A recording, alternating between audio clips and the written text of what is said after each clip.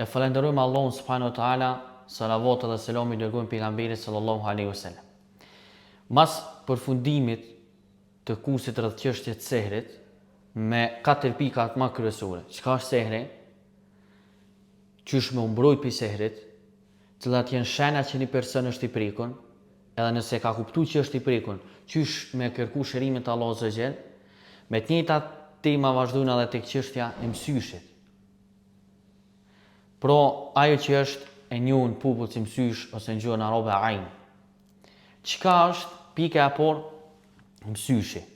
Pro, ajo është një shikim cili bëhet me dashuri të skajshme ose edhe me urrëtie, i cili mundet me shkaktu personit tjetër dëm.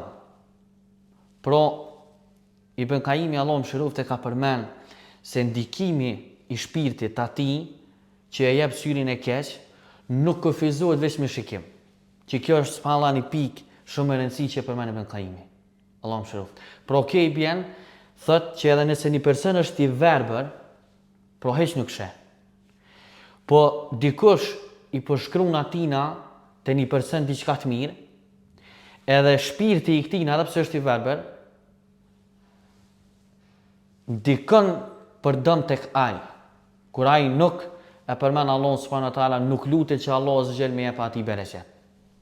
Por fjala ain ose tek populli që është i njohur si syni i keq, e ka për qëllimin që e godet syni i këtij personin tjetër.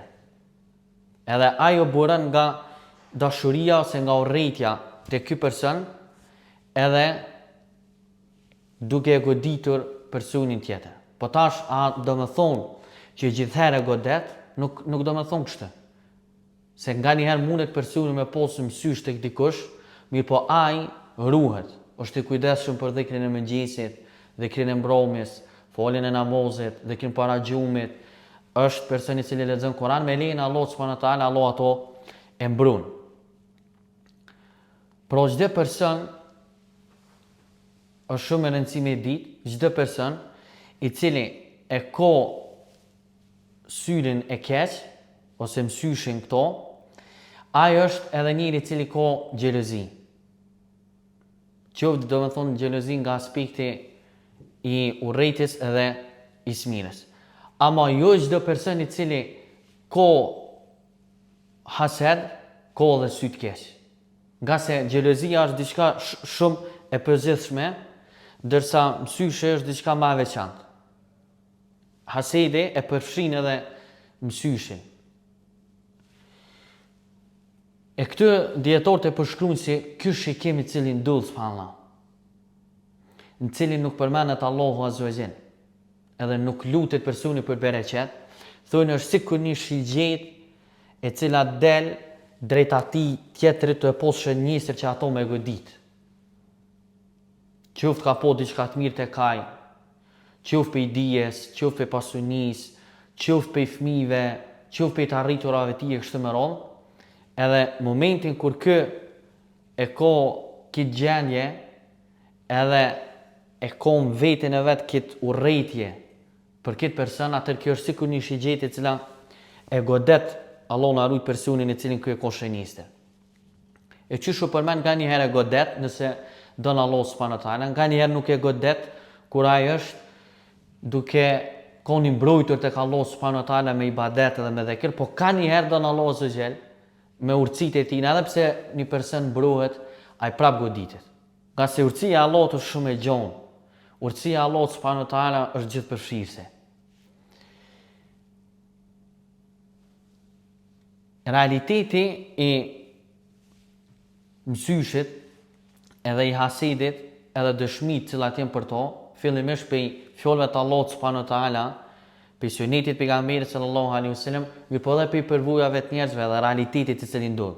Në Kur'an Allahu subhanahu wa taala e ka përmend se ata cilët mohuan, thot Allahu, gati të rrezojnë ty me shikimet e tyre kur dëgjojnë Kur'an. Dhe thonë, ai është i çmendur, por nuk është tjetër vetë se Kur'an për mbar botët. Pro edhe ata cilët mohojnë kuforët, gati thot Allah subhanahu wa taala për pejgamberin sallallahu alajhi wasallam, janë me tërxu ty me shikimet e tyre për xherezisë të mëdha që e kanë, që me ty është e vërteta. Pro qafirat, për xherezisë të mëdha që e kanë, për urrëties të mëdha që e kanë, kur e shohin muslimonin që është vërtetën, i përbot Kur'anit, i përbot Sunetin, dojnë atë kuptimin me dëmtu në shumë forma me shikimet e tyre, Allah na ruaj. E një grup për dietarë kanë thonë se kuptimi është: o Muhammed, ata dojnë ty me të godit me sytë e tyre që me dosh me të largu ty për Kur'anit. Pro kufort, kër e shohin muslimonin, e kanë këtë keqe, e kanë këtë të smirë, për arsye se dojnë me largu muslimonin për i hakut. Edhe mos me po që ai e dën Kur'anin edhe i përmbohet udhëzimeve të Allahut azza wa jalla dhe pejgamberit sallallahu alaihi wasallam. Qysh e ka po tefsir këtë ajet Beghawiu. Dëshmit për sunetit pejgamberit sallallahu alaihi wasallam është hadithin Sahihul Jami', se pejgamberi se ka thonë: kërkoni mbrojtje tek Allah subhanahu wa taala për syrit keq, nga se syri keq është i vërtetë.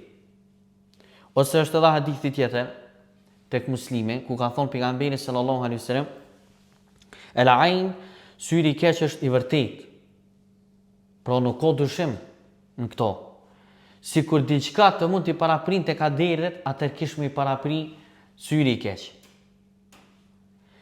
Dëshmi për realitetit tunë është se na dëgjojna ngjarje të shumta,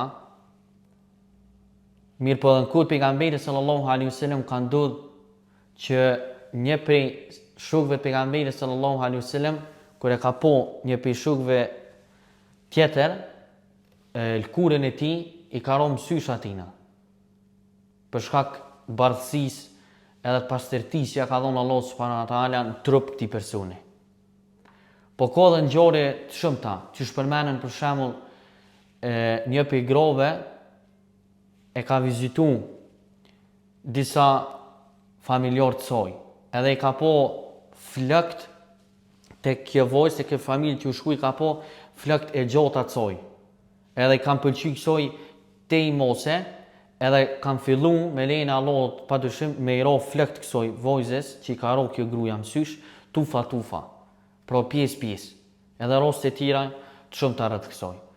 Po këtu e një pikë me rëndësi që e përmeni për Kaimi, Allah më shiroft, tek çështja e mësyshit, është duke thonë se kjo lloj dije, që kjo lloj dije rreth punës të mësyshit, thot nuk e nje vetë se një grup i caktuar të njerëzve. Edhe thot shumë për njerëzve janë në ignorancë rreth kësaj. Edhe disa prej tyre e mohojnë mësyshin, nga se nuk din, janë ignorancë të thellë.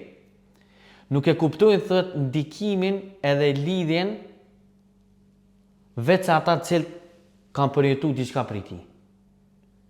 Pro, çështja është se për plot gjona ti nuk mundesh me gjetë shpjegim as vetë te mjekët. Nga se ata nuk ta japin ty një ilaç i cili të bën dëm.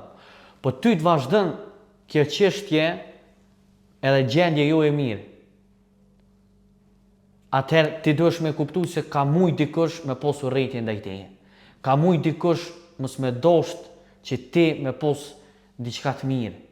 Ka mujt dikush mos me të po ty duke ecë përpara. E lutem Allahun subhanahu wa taala që më na ruaj prej sehrit, prej mësyshit edhe prej hasedit. Me na mësu me kuptu ato sakt edhe më mbështet gjithmonë tek ai.